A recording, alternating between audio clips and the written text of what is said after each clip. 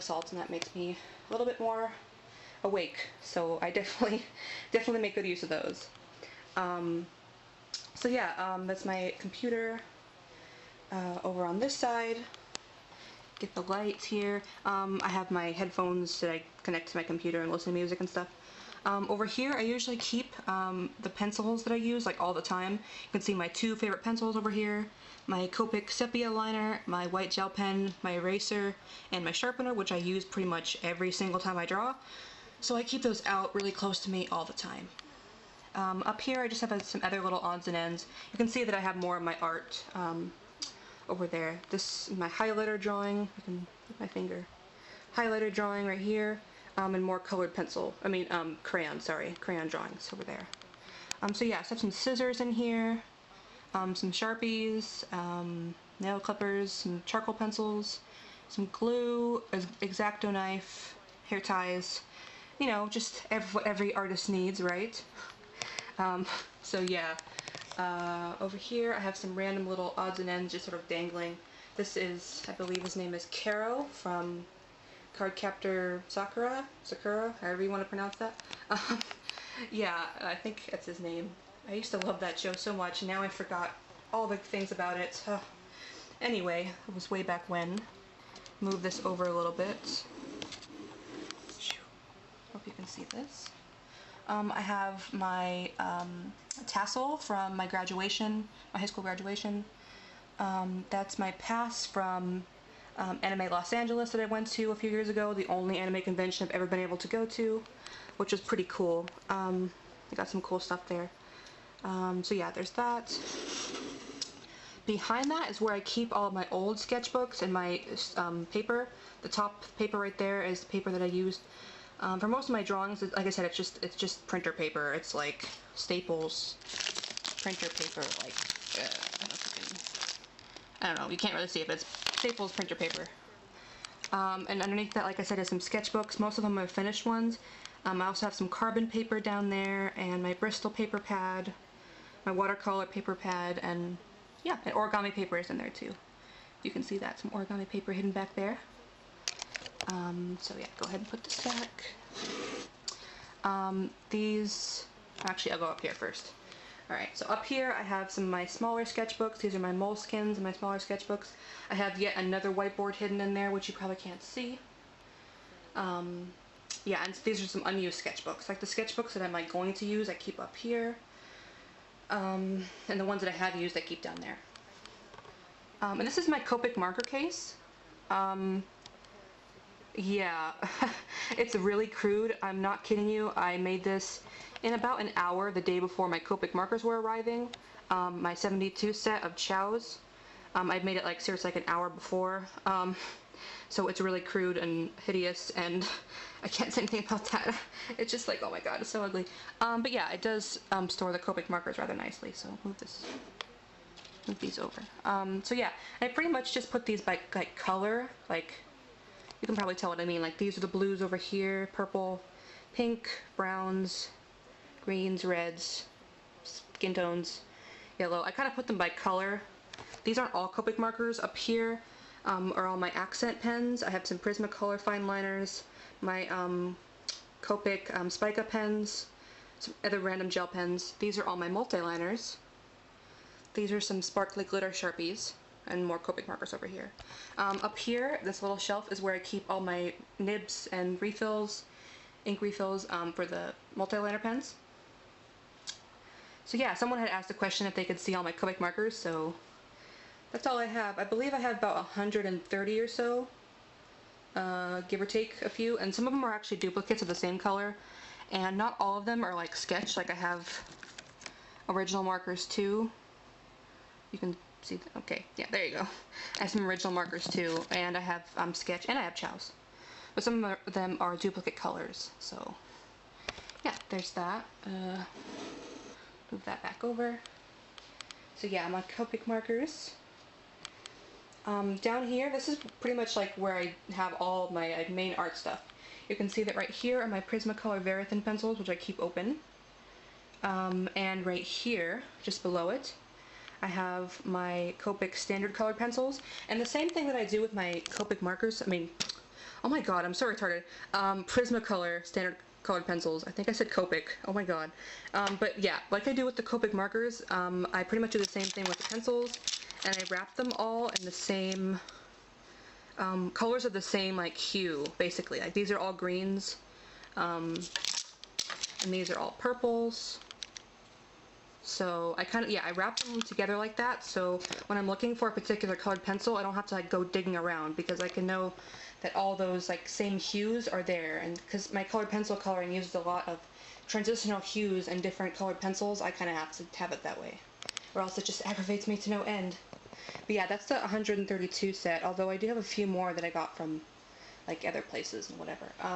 Yeah, underneath that is my Copic marker pad, yeah, which I've already shown before. And then underneath that is actually a color chart for my Prismacolor colored pencils. It's a big color chart there, which I honestly, I don't really use that too much, but it is there for reference in case I need it. I usually just test out the colored pencils on the paper, but in case I need that, it's there. Okay.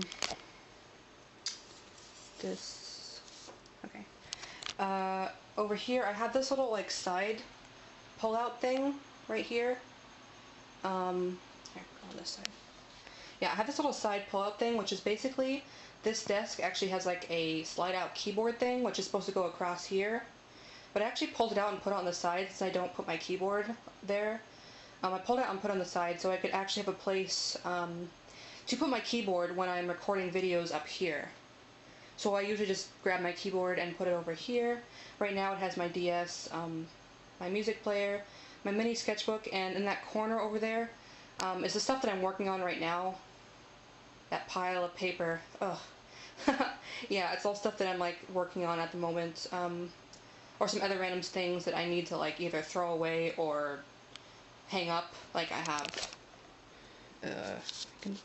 have this over here, which I don't know where I want to put this yet. I think I'm just going to hang it up on the wall.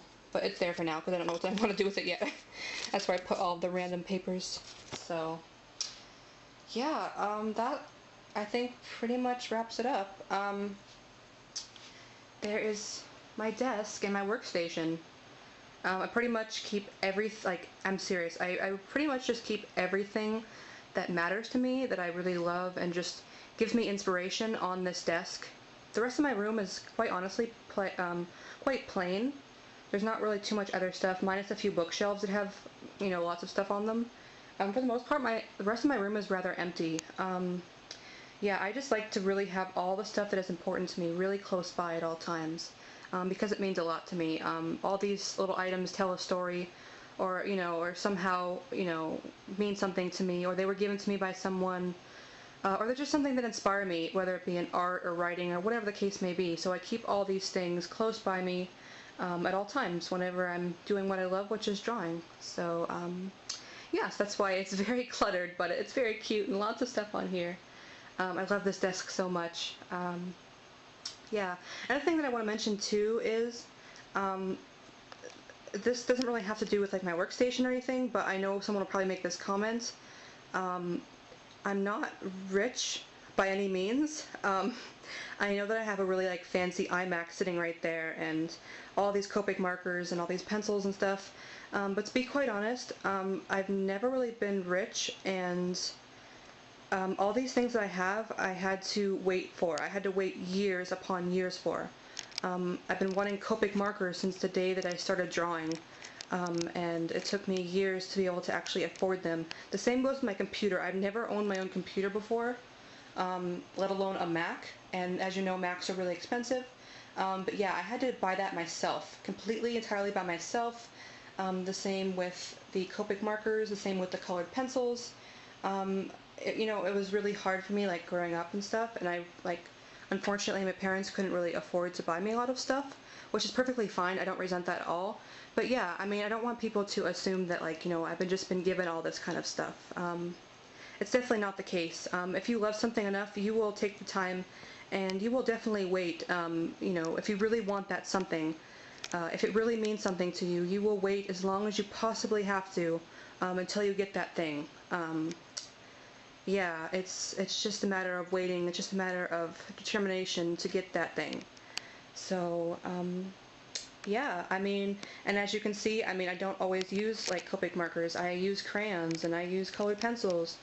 And, you know, it doesn't necessarily matter how much stuff you have or, you know, even the quality of it really. I mean, if you're really passionate about art and you love what you do, you will find a way to get better at it. You'll find a way to create art in any means. So I really don't want you guys to think that, oh my goodness, she has so much money and all this stuff is just thrown into her lap. That is definitely not the case, and I don't want anyone to think that. I've had to go through a lot of hardships and a lot of struggles, and all the stuff that I have now, you know, this is pretty much my shrine here. This is all the stuff that I have. Basically, all the things that are important to me are pretty much in this desk. So I've collected this stuff throughout a lifetime. I've saved, I've worked, I've saved, you know, birthday money, Christmas money, whatever the case may be, to get the stuff that I have now.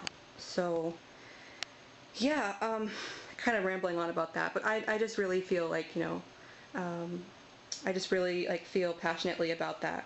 That yeah, I mean, I'm like, I think every single day, you know, the things that I have, because they're so special to me, and I'm so glad that I have them. But of course, if you don't have nice things, I mean, I've been there. I've definitely been there where when I first started drawing, all I had was colored pencils, Crayola colored pencils, and that is what I used. So don't think that, you know, the stuff that you have will stop you from, you know, becoming an artist, becoming a better artist.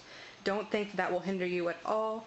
You know, put your best foot forward, you know, just use whatever you have, whether that be crayons, whether that be sidewalk chalk, whether that be, you know, a fancy program on a fancy iMac. It doesn't matter. Whatever you have, if you're passionate about art, you will use it and you'll create awesome stuff. So yeah, I've been kind of rambling on about that, but hopefully you enjoyed looking around my desk, my sanctuary, my shrine, the place that I love to be. So hopefully you enjoyed that. If you have any questions, of course, you can leave them in a comment below. And if there's any sort of tutorials or other questions or something you'd like me to make a video on, you can go ahead and request that too. So thank you very much for watching. Bye. Bye.